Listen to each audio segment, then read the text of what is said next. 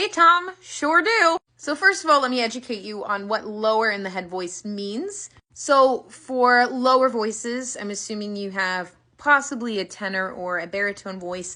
I'm not sure, haven't heard you.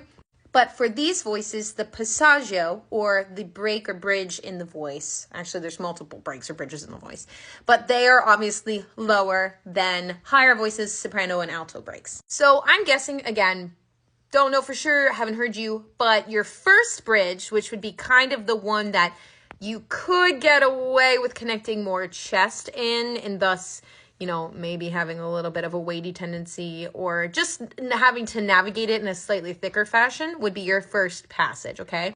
That one is going to be like an E4 to like an F sharp 4. That's going to be the first little chunk of a bridge that you have to deal with. Now, again, every voice is different.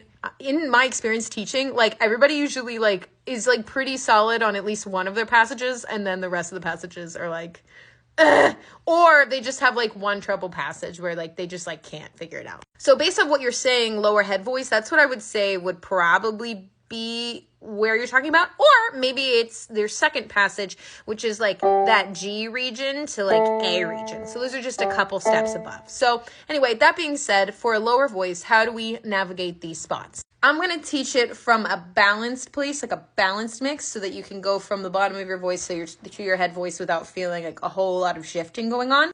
And another thing to keep in mind, would be really important to know what your tendency is, meaning what do you have a tendency to do when you approach going higher in your voice, right? I can't really give you accurate information unless I know this, because there's all kinds of tendencies. Like you could be a weighty tendency that tries to pull up a lot of weight. You could have a falsetto tendency, which means you kind of let go altogether at the top and it gets really light and airy.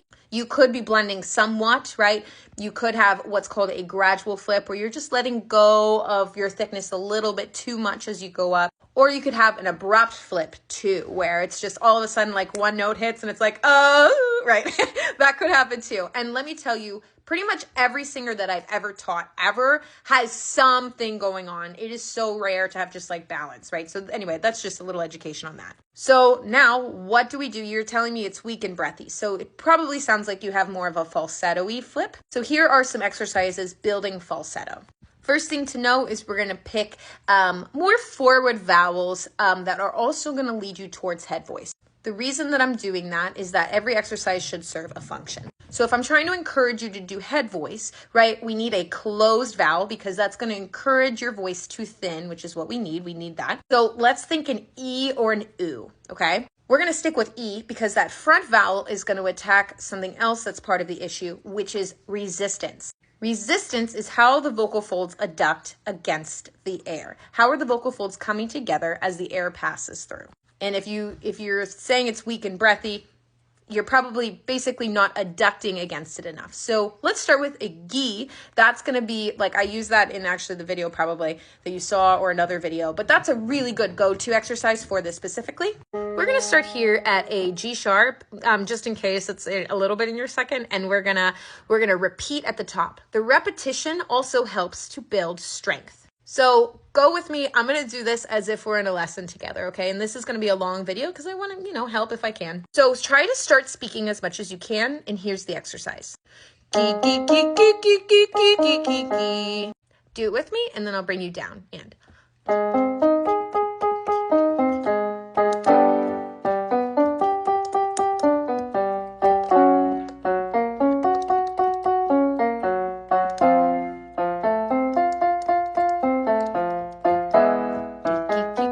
let's go back up.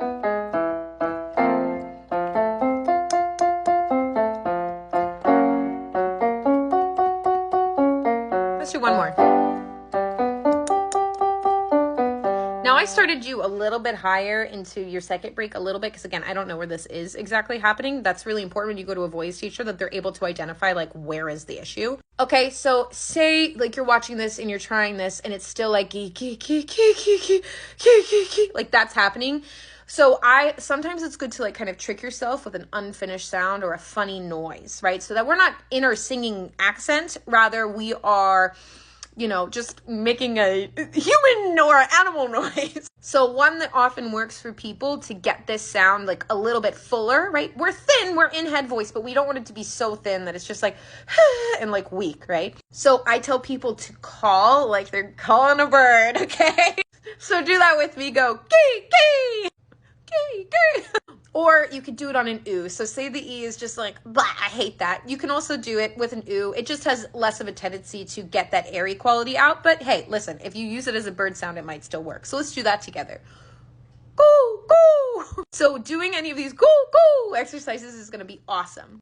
It's important to starting with chest voice and then going up to head and coming back down, because that's going to help you hold on to a little bit less of a weak sound. But if you get good at that, goo, goo, goo, goo, goo, goo, goo, goo, goo, goo, and it's all starting to feel like really solid, then I would start just landing there. Can you just land on that note, gee, gee, gee, gee, gee, gee, gee, and coming down and trying to connect back to speaking? Let's do that together. So we're going to start actually in your first, and we're going to come down, and then I might take you back up a little bit through your second break.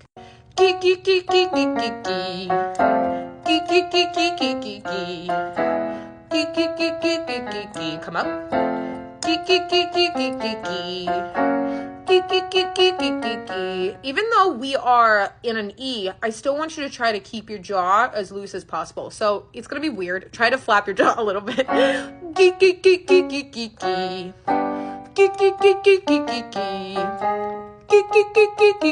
One more. The next step would be to either move away from the safety net of an E or an oo, and move towards a slightly more neutral vowel. Often with students, I'll get them to hold the more closed vowel in the headier position and then move to the next open vowel over on a double repeat. For example,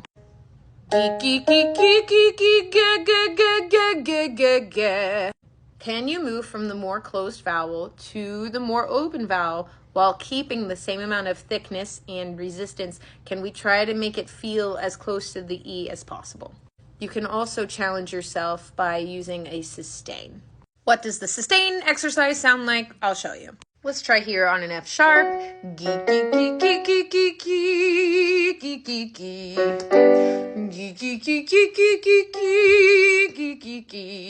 You might have a tendency to let go without that repetition.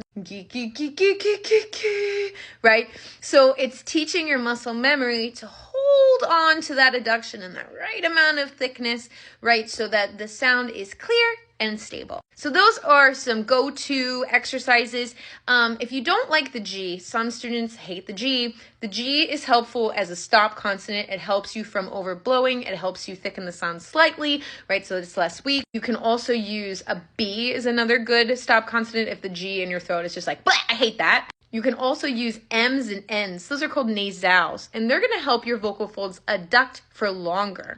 So something like a nay, nay, nay, nay, nay, nay, nay, or a me, me, me, me, me, me, me would also be very helpful, right? So that is a crash course, a little bit 10-minute voice lesson. I hope that's helpful. I hope to do more of these. Again, because, you know, not everybody is able to afford lessons.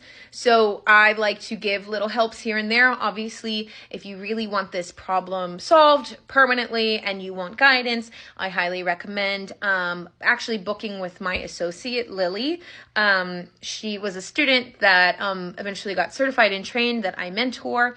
And I give a lot of my new students, I send them her way because she's brilliant and is an excellent guide. And I would check out if you want a lesson, you can follow the link in my bio, and that will lead you. You can hit and select my website for the booking page and all of that stuff. So I hope that was helpful, and anyone else watching, I hope that was some helpful information. Again, this was like a huge overview and a big generalization because I'm not with the student. I can't give them exact advice, but I love giving you guys information in hopes that you can feel a little bit more empowered in your voice. Hope you have a great day. Thanks for watching.